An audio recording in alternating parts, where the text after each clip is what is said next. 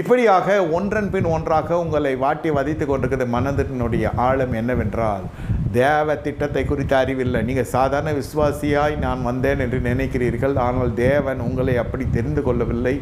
தெரிந்து கொள்ளுதலுடைய பட்டியலிலே நீ காணப்பட்டு கொண்டிருக்கிறபடியினால்தான் உன்னுடைய ஜபங்கள் கேட்கப்படவில்லை.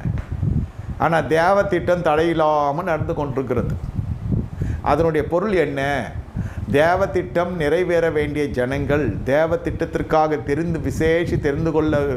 தெரிந்து கொள்ளுதல் உடைய ஜனங்களுடைய வாழ்க்கை எப்படி இருக்கும் என்றால், அவர்களை கர்த்தர் வனாந்திரம் என்ற பாடசாலையில் வைத்து கர்த்தர் பாடத்தை புகட்டி எடுத்துக்கொண்டிருக்கிறார். இதெல்லாம் நம்ம விரும்பி ஒப்பு கொடுத்தெல்லாம் வர்றதில்லை. வனாந்திரம் தேவன் திட்டம், தேவ வேலையிலே தேவன் துவங்கி விடுவார். ஆகையாலும் உங்களுடைய வாழ்க்கை மிக மிக மிக வித்தியாசமாக காணப்படும்.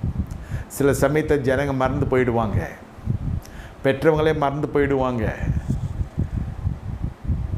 அது ஒன்றும் பிரயோஜனம் இல்லாத ஒரு பிள்ளையாக இருக்கும். ஊனமெல்லாம் இல்லை, அவருடைய இருதயத்துக்கு அது அவ்வளோ வசனமாக இருக்கும். இந்த பிள்ளையினுடைய செய்கை, இந்த பிள்ளையினுடைய காரியம் அவ்வளோ வசனமாக இருக்கும்.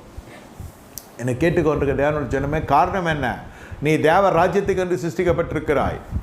பூலோக ராஜ்யத்துக்கு என்று அவர்கள் எதிர்பார்த்தாங்க. பூமிக்குரிய ஆசீர்வாதத்துக்கு நீங்கள் காணப்படுவீங்க, நீங்கள் பாத்திரமாக இருப்பீங்கன்னு நினைத்தாங்க. நான் சொல்லுகிறேன், நீ பூமிக்குரிய ஆசீர்வாதத்துக்கு மட்டுமில்லை, ஆவிக்குரிய ஆசீர்வாதத்துக்குள்ளும் நீ பாத்திரமான ஒரு ஆசீர்வாதமான பாத்திரம்.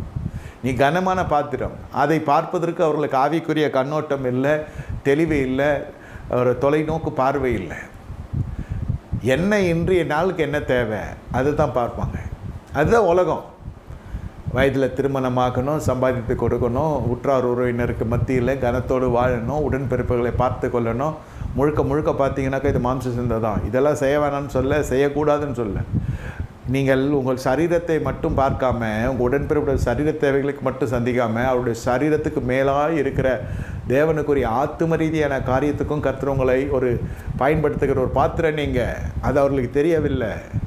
இதுதான் உங்களுக்கு கோணலான பாதையாய் காணப்படுகிறது. சொந்த வீட்டாரே சத்துருக்களாய் காணப்படுகிறாங்க. தாய்க்கும் மகளுக்கும் நடுவில் நான் அக்கினியை போட வந்தேன். இதெல்லாம் சொல்லுறதுக்கான காரணம் என்ன? நீங்கள் புரிந்து கொள்ளணும், உங்களை குறித்து ஒரு திட்டம் இருக்கிறது. திட்டம் இருக்கிறவர்கள் எப்படி இருப்பாங்கன்னு கேட்டால், அவர்களுடைய வாழ்க்கையை கர்த்தர் வனாந்தரத்தில் வைத்து பாடம் எடுத்து கொண்டிருக்கிறார். ஜனங்களை விட்டு பிரித்து எடுக்கிறார். ஜனங்களை விட்டு வருகிறது அவ்வளோ சாதாரணமான காரியம் இல்லை. மனுஷ பிரியத்தில் வாழ்ந்து கொண்டிருக்கிறனா ஒரு சாராரை பிடிக்காமல் இருக்கலாம், இன்னொரு சாராரை ரொம்ப பிடிச்சிருக்கும். ஆனால் தேவனுடைய திட்டத்தில் ஒரு மனிதனும் உங்கள் அண்டில் நெருங்க முடியாத அளவிற்கு ஒரு வட்டத்தையும் ஒரு அடையாளத்தையும் கற்று வைக்கிறார். ஒருவேளை சிலருக்கு அது வறுமையாக இருக்கலாம், சிலருக்கு பலவீனமாக இருக்கலாம், சிலருக்கு தாழ்மையான ஒரு சூழ்நிலையாக இருக்கலாம், ஐஸ்வர்யமற்ற ஒரு காரியமாக இருக்கலாம்.